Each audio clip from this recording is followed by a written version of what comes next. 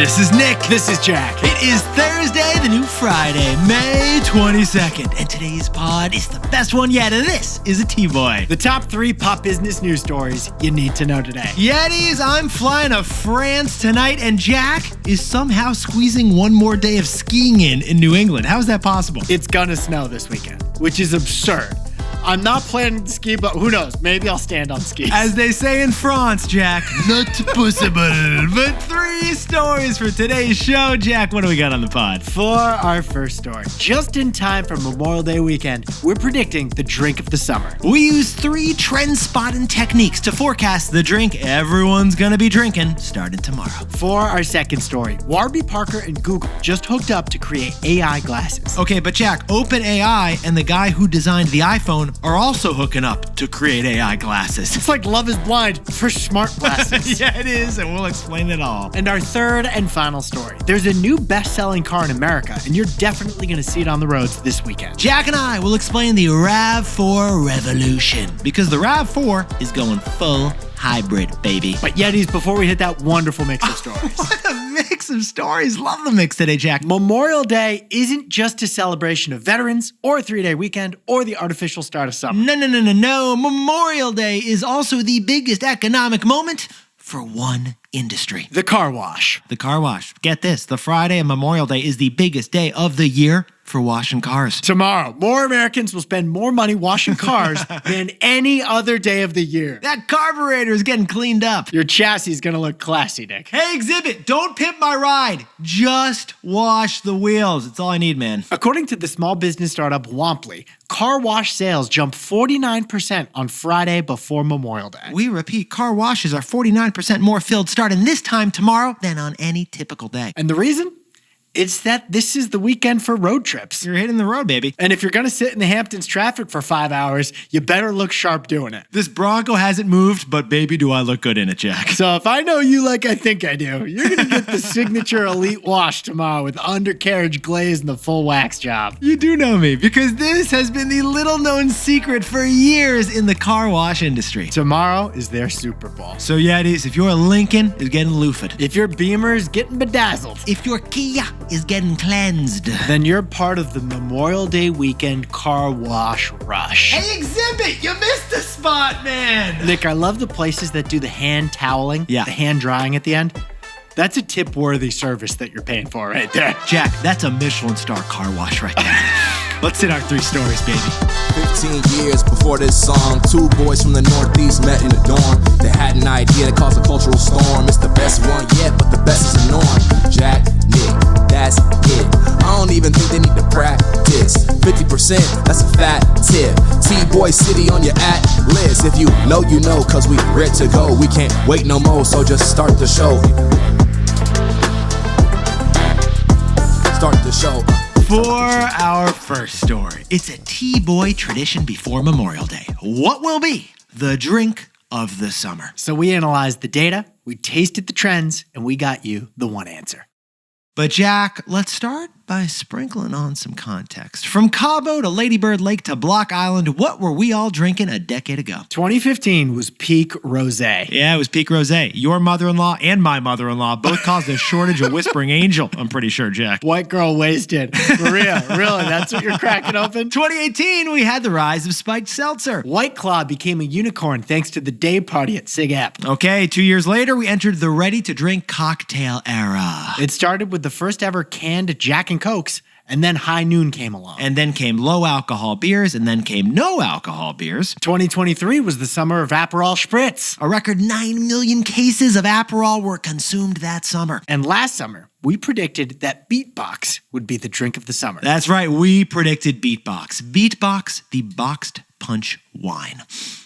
And how'd we do, Jack? Pretty good. The Wall Street Journal covered Beatbox at the end of the year. Sales rose 75%, hitting $175 million. Beatbox strategically moved from the beach to Bonnaroo. They sold out at basically every single music fest. Smart distribution move. Now for 2025, it's prediction time. And we take predictions seriously. Yeah, we do, because trend forecasting has some tactics, and the one we prefer is trend spotting. First, what's the most viral trend on social? Well, Jack, the most viral drink trend on TikTok right now is jalapeno wine. Instead of ice cubes, people are pouring Sauv Blanc on sliced peppers. Yeah, the New York Times actually profiled this last week. Bartenders are horrified when influencers come in and order Totally. jalapeno wine. Apparently the spiciness is a contrast to the tannins, but, we have not jumped into this one T-Boy style. All right, so that's what's happening on social. We also look at the sales numbers. And the fastest growing alcohol brand in America right now is Surfside, which does canned cocktails. That's right. Surfside serves a vodka iced tea, and they actually just signed a deal with Major League Baseball. Sales rose 360% already last year for Surfside, selling drunken Arnold Palmers. So that's another trend variable we got to take into account. But finally, Jack and I want to analyze, we looked at our guts. Let's go with our guts. Literally. We think there's an opportunity in functional soda combining with functional alcohol. That's right. What we're saying is replace your Jack and Coke with a Jack and Poppy. Basically, instead of a prebiotic soda, why don't you go with a prebiotic cocktail? Get wasted on something that's good for your gut. I'm pretty sure it cancels out, but I'm not a mathematician, nor am I a nutritionist, Jack. So there you go. We looked at what's viral on social media, what the startup sales data says, and also our own analysis on consumer trends. Which leads us to our prediction. Jack, what's the takeaway for our buddies looking for the drink of the 2025 summer? Trade war summer will drive a margarita moment. Yetis, let's take a macro perspective here. In moments of instability, consumers crave comfort. Remember during the pandemic? Yeah. Breakfast cereals boomed like they hadn't in decades because we all wanted comfort food. Well, during this trade war economy uncertainty, we expect a similar return to a familiar beverage. And it'll be the margarita. Why? We already have data proving it's happening. That's right. According to new DoorDash data, tequila is still the fastest growing spirit in America. And in the past month, DoorDash has seen an increase in all the ingredients for margaritas. This is wild. Lime sales up 80%. Jalapeno orders up 90%. Agave syrup up 100%. Jack, the seasoning. The spicy salt you put on the rim? Yeah, the rim stuff up 125%. And since the beginning of the trade war, earnings are showing that Americans are stocking up on Jose Cuervo. And now maybe people are trying to get ahead of Mexico tariffs. Maybe they're just craving a comfort cocktail. But given the trade war economy that we're going to have this summer, we're predicting a margarita moment. For our second story, it's a doozy. First, Google is investing in Warby Parker for Google Glass 2.0. Second, OpenAI is acquiring the original designer of the iPhone for $6 billion. Third, this was the biggest week ever for smart glasses. Wow. Yes. But first, Jack, when you go to a party and then there's like an after party that's more fun than the first party? Yeah. Yeah, okay. That was like what happened yesterday. Google stock jumped 4%, gained $80 billion in value after hosting the biggest party of the year. The Google I/O conference in Mountain View, California, had a wild number of announcements from Alphabet. Okay, first, the big news. Google is finally disrupting itself. 2.5 years after ChatGPT launched, Google is finally replacing Google Search with an AI chatbot. So, Bestie, starting like today, here's what you could see when you go to Google something. They're starting to roll it out right now. Yeah. When you're Googling, there's always been a tab to do Google Images, Google News, Google Videos. But now you'll see a new tab called AI mode, which will answer your query questions like a chatbot. If you search for something in AI mode, instead of a list of links as the result, you'll just get an answer to your question. Okay, another big update going viral. Google announced real-time translation. In Google Meets, if you're speaking in English, but the other person only speaks Spanish,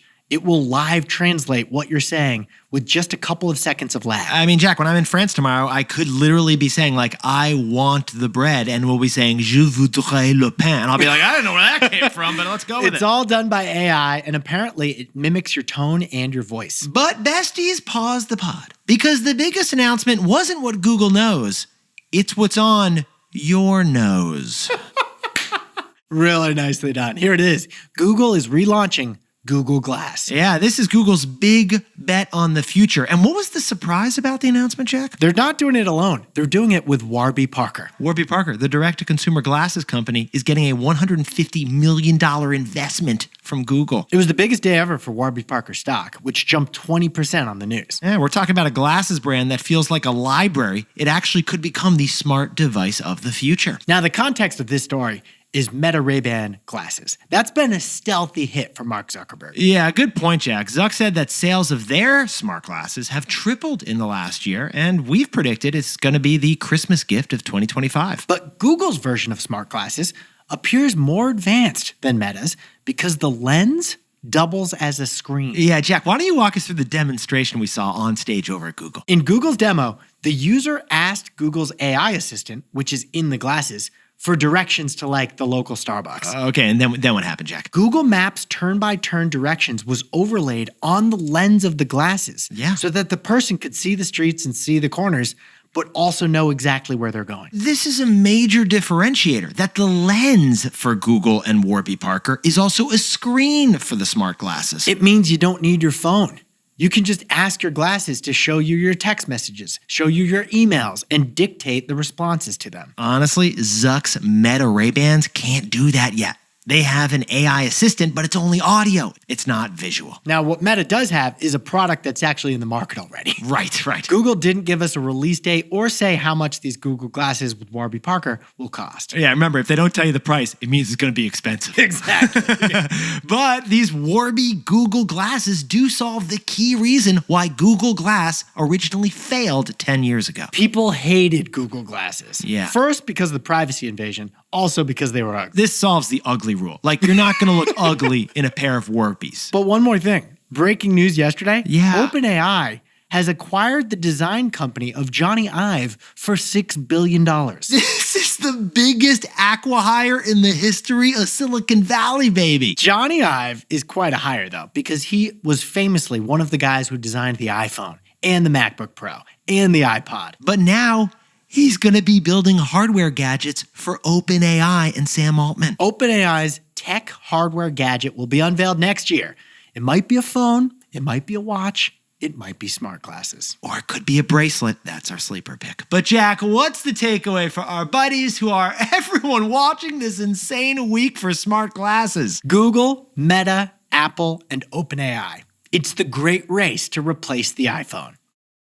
Yeti's Iron Man has Jarvis. Someday, you, man, will have something similar. That's right. After 20 years of Android and iPhone dominating, phones are going to be replaced by smart glasses. And the computing device of the future to replace the smartphone, it has 4 key players right now. Meta has partnered with Ray-Ban, Google has partnered with Warby Parker, and Apple is still doing it solo at this point. Apparently, Tim Cook is reportedly obsessed with launching smart glasses. It's like the only thing he talks about at Apple. And the 4th player is OpenAI and the original iPhone designer, Johnny Ive. So besties, these glasses, they will all have an AI assistant built in to give you full access to the internet, all voice activated. Iron Man has Jarvis. Human will have something similar. Add it all up, and we just started the great race to replace the iPhone. And the winner gets the future. Hey Yetis, if you're a bestie, take a sec and hit that subscribe button. And like this video while you're at it. If you leave a comment, by the way, we'll read it. Yetis, for our third and final story. The top-selling car in America is now, shockingly, the Toyota RAV4. But even though the RAV4 is officially on top, Toyota is making the biggest change to it ever. It's a RAV4 revolution. But Jack, let's talk about our buddies over at Toyota, because we've been keeping track, and Toyota holds a whole bunch of superlatives. They're the biggest and most profitable car maker in the world. Related, they're believed to be the most reliable car company in the world. Yeah, your buddy's 2012 Tacoma still has 212,000 miles on it. And your buddy is never going to sell that Tacoma. Jack, my grandma drove a Camry in 3 different decades. Really? I don't know if that was safe of her to do, but she did it. Plus, the car brand starts with the word toy, which got a nice cameo in Toy Story 1. And Jack, let's add one more superlative. Toyota now produces the top-selling car in America. Now, Ford has bragged for years that the F-Series pickup truck is the top-selling car in America. For 45 years, Ford's been saying that. But we dove into the numbers T-Boy style, and the Ford F-Series includes 3 different models. Now, Toyota says that their RAV4, which is one model, sold 475,000 cars last year, which is more than the F-150. The Toyota RAV4, basically the Subaru for your dink era. It's actually become a pretty big SUV. I know. It's like the MVP of the REI parking lot, Jack. The RAV4, it fits a surfboard, it fits a camping backpack, and 3 boxes of Cliff Bars that you tossed in the trunk. But besties, here's the news. Just as the RAV4 got on top, Toyota is giving it its biggest change yet. Toyota just announced the RAV4 is going hybrid only, starting right now. This is wild, but the 2026 model, which arrives in dealerships like this year, has a hybrid engine only standard. That's what you get. If you want a purely gas-powered RAV4, you can't buy that. Sorry. The only option to upgrade is the plug-in hybrid. We repeat, America's top-selling car is switching to hybrid only. Half electric, half gas, the biggest change to something in number 1 place we've ever seen. Now, from our perspective, hybrid is a no-brainer.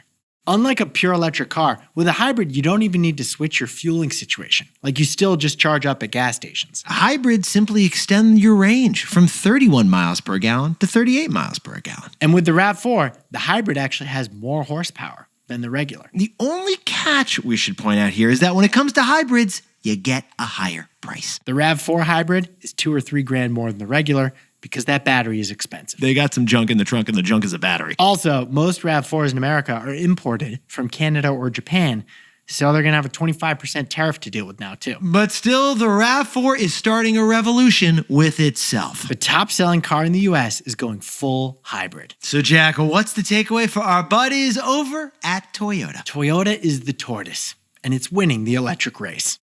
Yetis, in 2021, Volvo said all cars would be electric or hybrid by 2025. And that same year, General Motors said it would sell 1 million electric cars by 2025. But last year, Volvo extended that deadline by 10 years, and GM just said they're not even close to 1 million electric cars a year. And it's not just GM or Volvo, Jack. Like, every car company made some really splashy announcements that they just couldn't deliver on. It created like a full year's worth of content on our podcast with just wildly bold and ambitious electrification plans from car companies. Except for Toyota. Toyota did not make those announcements. Instead, they just made hybrids. They bet that hybrids were the electric training wheels that Americans wanted. And Toyota was right. Today, 8 of Toyota's cars are only available as hybrids, and they've sold 1 million hybrids in the United States just last year. Toyota is the tortoise, and it's beating the electric hares in the car race. Jack, could you whip up the takeaways for us for the new Friday? After chronicling previous drinks of the summer, Nick and I looked at different trends. And you heard it from us. The trade war summer will be a margarita moment. For our second story, Google has partnered with Warby Parker to develop smart glasses with screen lenses. It's Love is Blind for smart glasses right now. Google, Meta, Apple, and OpenAI. It is the great race to replace the iPhone. And our third and final story is the Toyota RAV4. It's the #1 selling car in America, and now it's going hybrid only. Toyota is the tortoise, but it's winning the electric race. But Yetis, this pod's not over yet. Here's what else you need to know today. First, Bitcoin is officially trading at an all-time high. It is hot crypto summer, baby. Ben the Bitcoin hit $109,000 yesterday for the first time ever. Could be because U.S. debt got downgraded, or it could be because the dollar value dropped. Or it could be, like always with crypto, no reason at all. Yeah, no one really knows. And second, Canada Goose just had its best day in years. Stock in the fancy jacket brand soared 25% yesterday. Because of climate change, they're making fewer snow jackets, pivoting a little bit more to rain jackets. Canada Goose's new goal is to be a year-round relevant brand, not just for the winters. After all, geese fly south in the summer. Yes, like we could be seeing some Canada Goose tank tops and bikinis in summer 2026, Jack. And finally, NFL owners voted not to ban the tush push. Jack, can you please enlighten us on the push of the tush? What is the tush push? The tush push is a special play pioneered by the Philadelphia Eagles. Yes. It's when the quarterback takes the ball from the center and does a QB sneak. But instead of being on their own, the running back pushes the quarterback from behind, trying to nudge him across the goal line. Many thought it should be illegal, but it will now stay legal. In Philly, they call it the brotherly shove. Now, time for the best fact yet. This one sent in by Big Ted Kramer from Port Washington, Long Island. This one's for my dad because when I was a kid, he took me twice to the Indy 500. We drove all the way from Vermont to Indianapolis. And they're fast, right? Like those cars for the Indy 500 go faster than the F1 racers. Indy cars are faster than F1. They have a top speed of 240 miles per hour. No cars go faster than that. And one reason they can go so fast is because the oval they race around is so huge. You don't have to make that many turns. But yeah, Nick, the track is 2.5 miles. You can fit so much inside of that. Why don't you sprinkle on some context, Jack? You can fit the Vatican City, the Rose Bowl, Yankee Stadium, the White House, and Liberty Island. Yes, including the Statue of Liberty. All of it can fit inside the racetrack at Indianapolis, and you still have room to spare. I think what you mean to say, Jack, is combined. Yetis, you look fantastic today. Jack and I are actually whipping up a couple surprise episodes for you this weekend, aren't we, Jack? Yeah, Nick's going to be in France, but we're going to be right here in your ears because we have a special episode tomorrow and another special episode on Monday. That's right. While you're stuck in traffic, we will keep you entertained with a couple of fantastic shows. Jack, enjoy the skiing. I don't know how you're going to do it, but I like that you're going to try. I prefer to be swimming, and I probably will swim regardless of how cold it is. Besties, wash that car, and Jack and I will see you right here tomorrow. And before we go, a shout out to the legendary Yetis, Corporate Natalie and Corporate Bro Ross, who hosted us on The Demoted Show, and we just had a blast. What an amazing episode with those guys. A couple of the cleverest, wittiest people in business. You gotta listen to their show Demoted. You're gonna love it. We just did an episode with them this week. Congratulations to Nil Nil, who just had a baby, Maya Rose, in Cupertino, California. And a shout out to Yetter Tyler Rice on his first book launch in Minneapolis for Tactical Disconnection. Tyler, congrats on being an author. And a big shout out to Joe Benz from Chicago, newly divorced. But based on the fact that he's requesting a shout out for his divorce, Yeah. we're guessing this is something to celebrate. Joe, enjoy the divorce cake. You're single and ready to mingle, baby. Joe, the best days are ahead of you.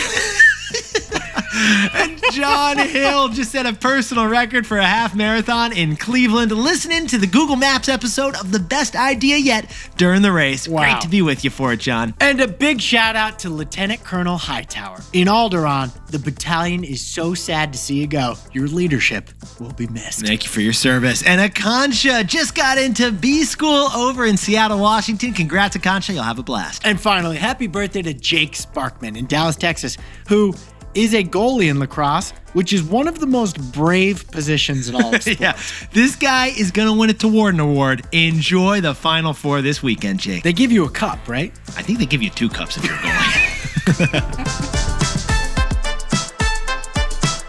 This is Jack. I own stock in Ford, and Nick and I both own stock of Apple, as well as a Bitcoin. A Bitcoin named Ben.